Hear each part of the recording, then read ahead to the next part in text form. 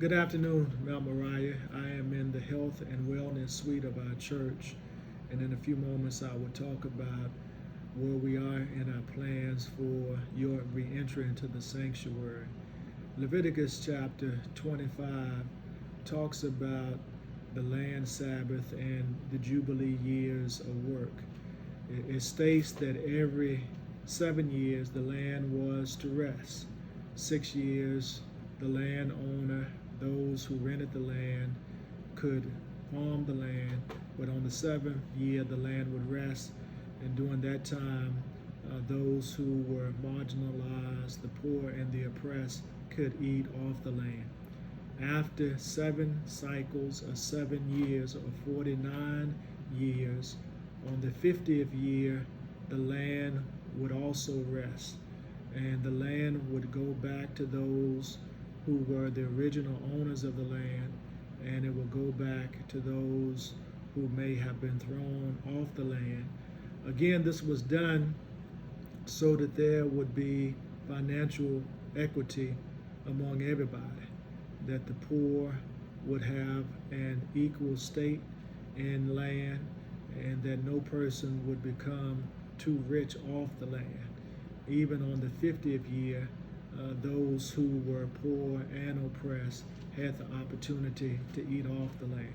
It's so much different than what we experience in our world today, where the rich are getting richer and there's becoming a greater divide between the middle class and the rich, and the poor and the rich.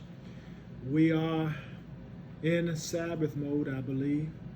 We have had the opportunity during this pandemic to rest up, most of us anyway, to rest up, to clear our minds, to think about God's goals and objectives in our lives.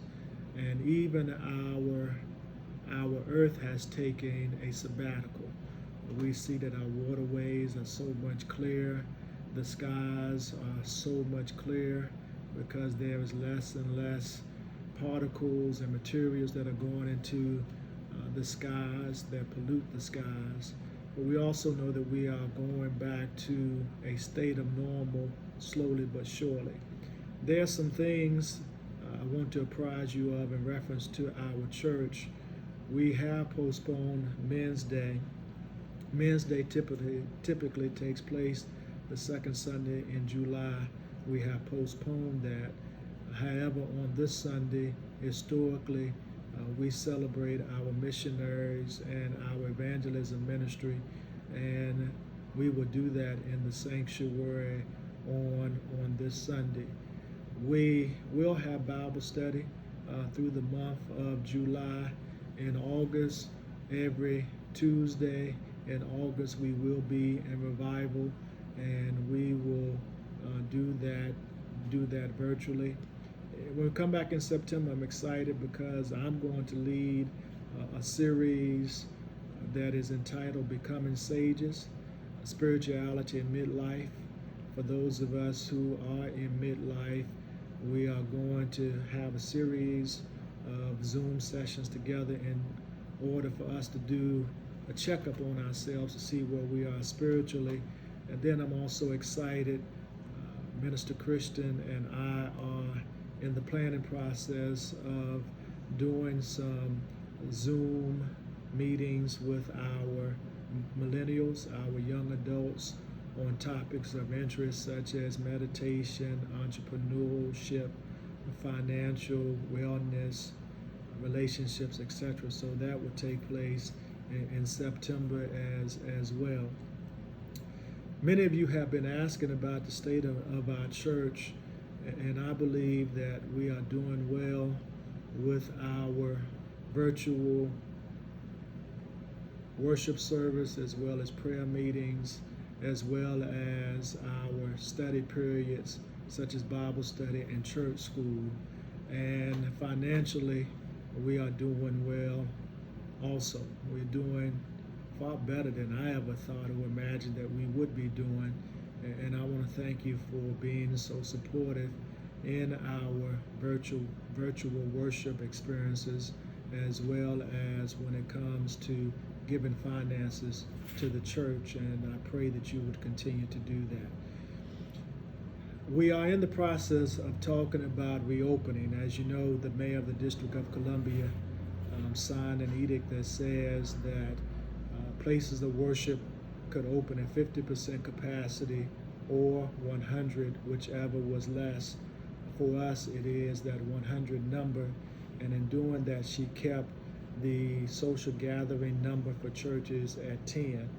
So we will not be able to have in-person small group meetings, but we will be able to worship in the sanctuary. We have sectioned off our sanctuary where persons will be able to sit 6 feet apart, and according to the diagrams that we have, we will be able to have about 96 people in the sanctuary. We have, through our health and wellness ministry, purchased masks. When we do come back, everyone will have to wear masks. We do have protective gear for our healthcare workers or our nurses who will take your temperature as you come into the sanctuary. We will have plenty stations in which you can wash your hands. We will also have gloves. We have cleared the sanctuary of Bibles and hymnals and fans and envelopes. And so we are making preparations for your return. In fact, I have talked with certain aspects of the team that comes to or that calls in to our Friday afternoon or evening conference calls, the trustee ministry, the deacons ministry, ministerial staff, pastoral office, myself, Christian education, church school, youth ministry, our music ministry, as well as our audio visual, as well as our nurses ministry. We have a conference call, I call it a staff meeting, every Friday at 5 p.m. Also our health and wellness ministry, don't want to forget them, and we talk about issues such as the reopening of our church. What I can tell you is that we want to ensure that when you do come back to church, you are safe. And when you leave here, you are also safe and virus free. And so I can say to you today that we are not reopening on this Sunday, and we will not reopen on the first Sunday in July. I'm having those conversations that I talked about a few moments ago, and we'll continue to have those conversations with those persons who are mentioned, namely and most importantly with our health and wellness ministry, because that ministry comprises our nurses who are in the field every day. And so again, we will not be in the sanctuary on the fourth Sunday in June, nor will we be in the sanctuary the first Sunday in July. I will make a statement as to when we will come back to the sanctuary on next Wednesday. Let me say this too. I realize that there are going to be some persons who are going to say it's too soon. And I know that there are going to be other persons who are ready to come back.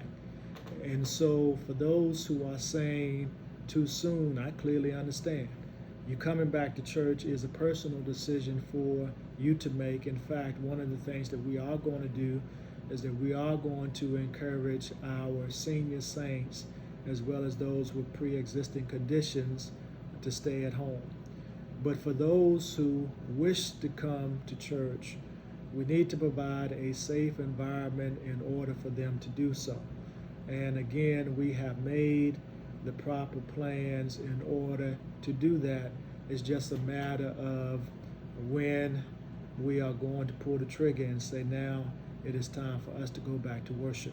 One of the things that I want to see, and the reason for us not going into the sanctuary as a collective group of 100 or less persons on this Sunday or the first Sunday, is because I want to see what the numbers do over the next 14 days.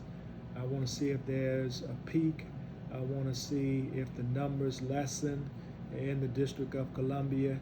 And then ultimately that will help us to make a decision. So when we talk on Wednesday, it will be a tentative date for us to reopen, but I am going to reserve the right to pull back on that if numbers become high in the District of Columbia.